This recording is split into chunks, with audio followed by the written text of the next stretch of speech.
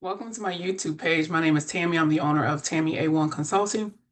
The information that we're going to carry or that we are going to cover here today does not constitute any type of personal, financial, or legal advice.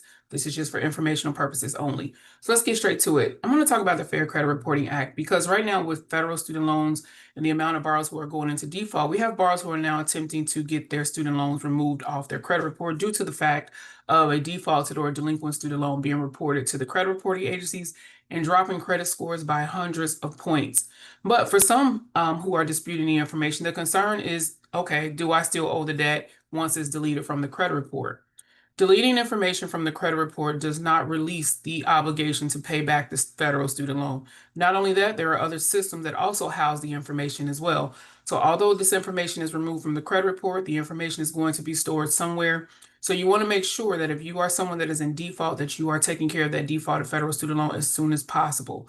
First and foremost, I want to show you guys about the Fair Credit Reporting Act so that you can see that when it comes to the Fair Credit Reporting Act and what it actually covers, you'll know exactly how to utilize it, especially if you are someone that's trying to get your student loans deleted. So like I said, removing information from the credit report does not negate the responsibility. It does not get you out of paying the debt that is owed. But one thing about the Fair Credit Reporting Act is that it's not even about you owing the debt or paying back the debt. It's literally connected to how the information is being reported on the credit report to these credit reporting agencies. Because remember, when it comes to information on your credit report, there is no law that states that these creditors have to report this information. But there is law, which is the Fair Credit Reporting Act, and it tells you that the information, if it is going to be reported, then it needs to be complete, it needs to be accurate, and it also needs to be verified. So what you can do, there's always a magnifier here. You can get to this just by going to Google, type in the FCRA, and you'll see where the FTC has a PDF file. And a great thing about PDF files is that you can search within the file. So if you're ever trying to find something and you're just curious about, okay, I don't know what it is I'm looking for, first and foremost, you want to look at the contents of the FCRA. And this is where it's going to provide you with every single section of the FCRA and what is in connection to. And depending on what it is that you're trying to do or what it is that is going on with the reporting, the information that's on your report, you want to start gauging in this information to see exactly what it's talking about. But let's say that your concern is as far as paying the debt or that, okay, I can't dispute this information because I owe it. We can type in words here in the magnifier that will help you with that. So I just want you to see how we type in the word pay. And what you can do is if you're concerned that, okay, I owe this student loan, how can I dispute it because I technically owe it? Put those words in like pay or the word owe and see what it is connected to. And you'll see real quickly that has nothing to do in the FCRA about you owing this debt to the federal government. It's all about processes and procedures. And you type in the word procedures, okay? Actually, we're just going to type in the word procedure. So that way we'll have everything that'll come up that's under the word procedure or procedures. And what we're going to do is we're going to start from the very top where we see the word procedure at, okay? Because here, this is what it's going to tell us what this creditor, which is the loan servicers, what things they must do in order to provide or in order to report this information to the credit reporting agencies. Now, if you have your master promissory note, and that master promissory note, it does speak about the Department of Education providing information to the credit reporting agencies. They do tell you that in your master promissory note, but even still, even if information is provided to the credit reporting agency, there are procedures and there are processes, there are rules that they have to follow to provide this information to the credit reporting agency. Not only that, that information still has to be accurate, and that information still has to be able to be verified.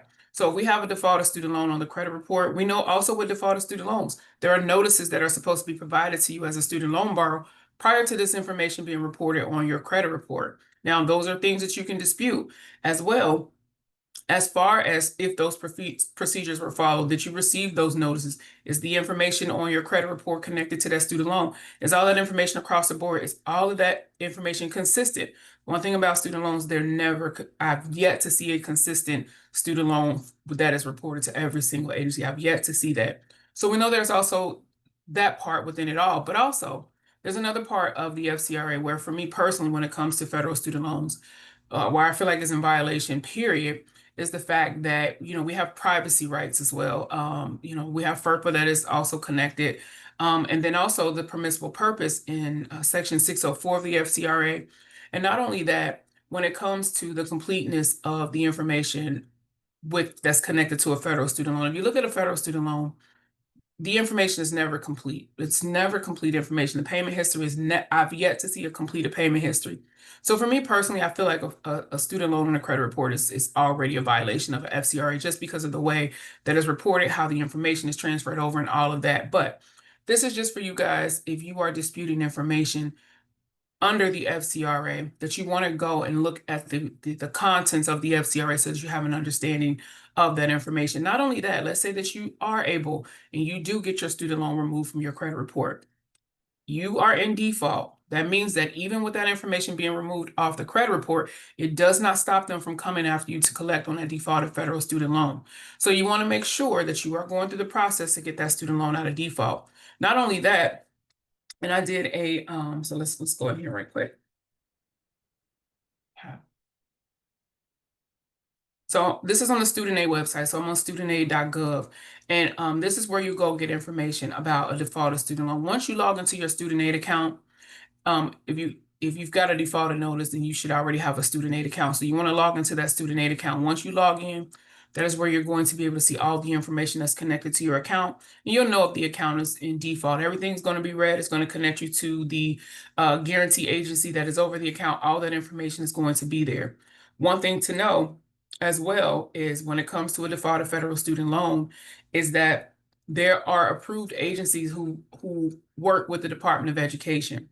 So you want to be sure that you first verifying that information within your student aid account. So that way you make sure that you're connected and talking to the right person or the right debt collector that is over this over your account. So you're not paying the wrong person or anything of that nature. Another thing that you're able to do when you are in default on your federal student loans is that you are able to go into rehabilitation. So these are the guarantee agencies here, okay? But one thing to know is that if you're able to rehabilitate the loan, what happens is you're in a rehabilitation for no longer than 10 months.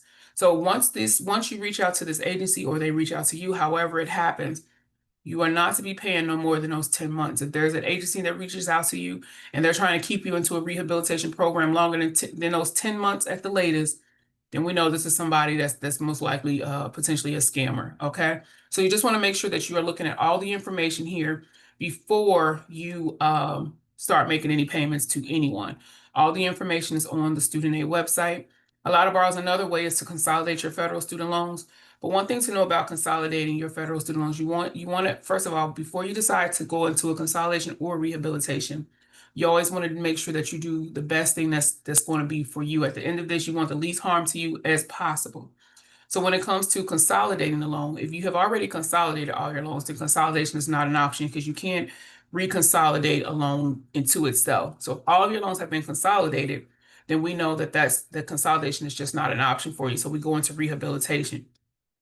Another thing to know is that there are fees that are associated with consolidating. So you want to know what all of that is. If you go into a rehabilitation, what is, and I don't know if this is a great thing or not. Well, it is, in a sense, okay? Nothing is great about a defaulted federal student loan. But once you rehabilitate that loan, meaning you go out of those after you make those consecutive payments for those 9 or 10 months, let me go back here to rehabilitate. So once you make all those 9 payments and they say during the 10 consecutive months, what happens is the information, so that defaulted loan that's on your credit report is actually going to be removed. So after you make those 9 consecutive payments over those 10 months, then that information is removed from the credit report. So once the loan is, because after you make your payments, and that means that gets your loans back in a good standing and, back with the Department of Education, and then you're able to, borrow again if you need to. But not only that, it gets the information off of the credit report. Not only that, going into rehabilitation, you can also have certain fees, those collection fees, because there's collection fees also involved with these loans when once it's moved over into defaulted status. So even with that, you may be able to also get the fees waived, any of those, late fees or penalties, those collection fees waived once you go through the rehabilitation process.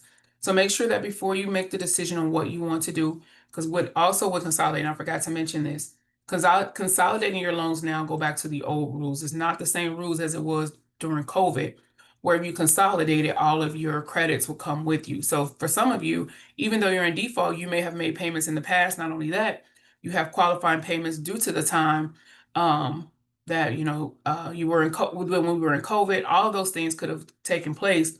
And if you consolidate the loans, then you run a risk of losing, those qualifying payments that you had prior to, or, because they won't cross over into your new loan. So it's just important that whatever decision that you make, that you understand the terms of everything before you make any decision. So I hope that that helps y'all. You can reach me if you need any assistance with your federal student loans. My website is the same as my name, TammyA1ConsultingLLC.com. I hope that this was helpful.